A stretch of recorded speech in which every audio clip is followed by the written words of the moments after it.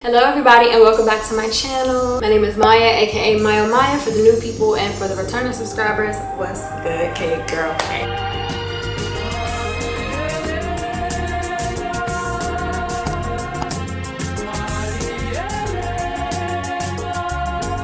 Okay, so God's been talking to me lately, and I've been seeking to align my life with what he's been trying to tell me, align myself with the Holy Spirit and his word. If you are not familiar with Christian religion, I am a Christian. However, if you're not familiar with the Christian religion, God allows you free will to align yourself with his Holy Spirit. He is a triune God. It is the God, the Son, the Holy Spirit. You align yourself with the Holy Spirit. You align your life with how Jesus lived his life, and then you ultimately form a relationship with God. I've been aligning my life with the Holy Spirit, and it's been a game changer for those who have no idea how this works. I'm not a baby Christian, but I'm still kind of learning how to go about aligning myself with God. So hit me out. So I'm in my apartment, right? I just moved into my apartment in May the 1st to be exact. It has never felt like home. It has never gotten comfortable enough for me to be here and be like, oh, this is my space. It's felt all over the place. It's felt like out of touch with who I am.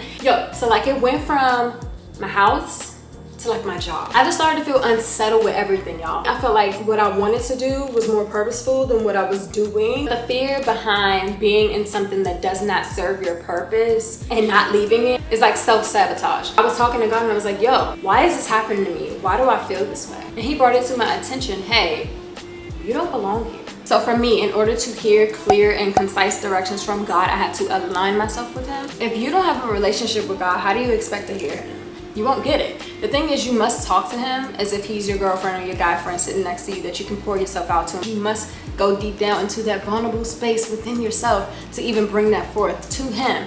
And then he'll one day tell you how to go about it. It could be through actions, it could be through people, it could be through things that you see, it could be through things that you do, and it just aligns. And then all of a sudden you get this thought in your mind like, yo, I just got a whole message, but it wasn't my thoughts. It just came to me.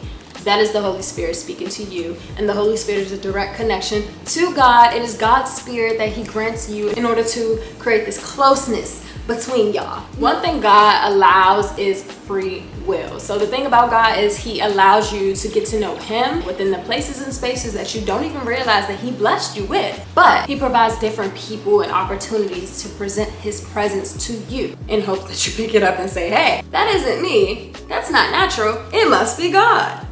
That's happened to me, so that's how I'm able to speak on it. But the thing is, it's completely up to you to follow through with it and to try to get to know him, to get to know what that thing was, to get to know why that thing happened. Understandably so, there's science. But where science come from? Another topic for another day. Look, I don't have time, but the thing is, it all came from somewhere. Okay, so I'm a very spiritual person. I used to hear God speaking to me and not even know what it was, because I'm a very visual person as well. So I used to see things and have these visions and, oh, I'm not raving. It would actually happen. It was kind of like, I was like a baby prophet, you know what I'm saying? People go through certain things. The answers would even pop in my head, or I would just see how things should be. And then when I kind of aligned myself and walked in what I thought things should be or how things should go, if that makes sense, it did. I can't, God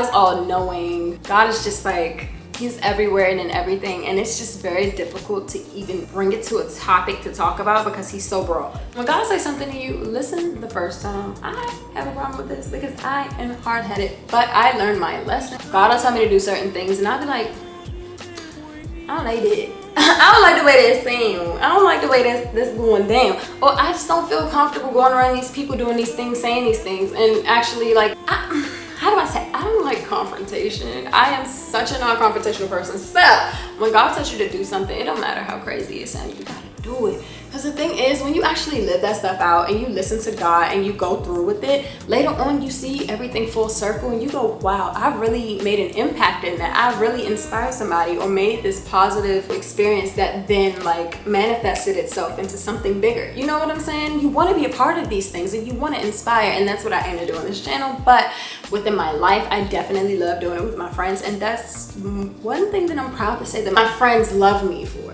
I don't know, it's just when you read the actual Bible, you hear things such as David. David was very courageous, and David stepped into his purpose and his alignment with God, then went on to create the lineage in which Jesus was a part of. You get what I'm saying? Everything just becomes full circle, and it's just, God is so good. God is so good. You can't tell me that he's not good. Everything just works out for your betterment. Even the negative things that happen within your life. Like losing a loved one. The impact of losing a loved one may bring people closer together. These are just examples, but the thing is, everything just comes full circle, and you're appreciative of it all. You're appreciative of that person, the impact that they've had on your life. You then impact someone else. You then instill those values into someone else or into something else, and then it just turns into something. God just has this big old canvas, and he just constantly paints it every single day with those that he allows to wake up to see another day. And oh my goodness, I could rant on about God 24/7, but I love him. Okay, this is the last one before I let y'all go, but I literally want you to stay and listen to this because this is important. A lot of people struggle with this. Do not expect the church to be God, meaning the church body.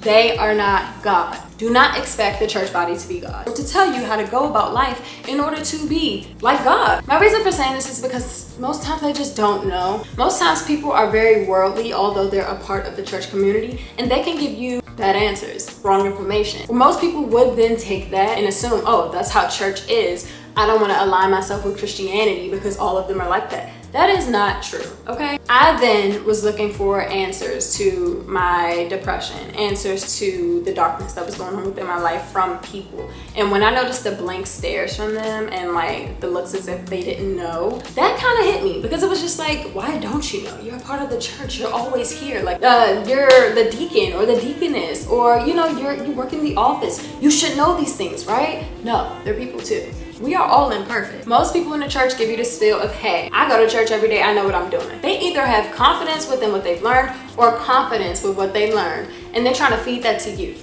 Granted, I'm not downing the church congregation.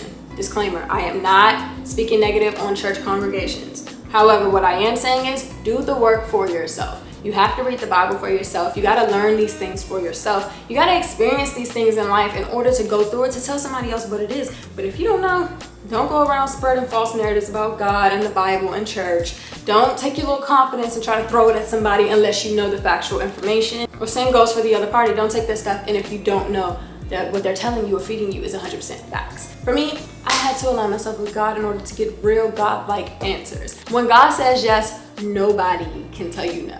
But you gotta hear from him. And on that note, thank you for listening to me. Thank you for watching. Like, comment, subscribe. I love you.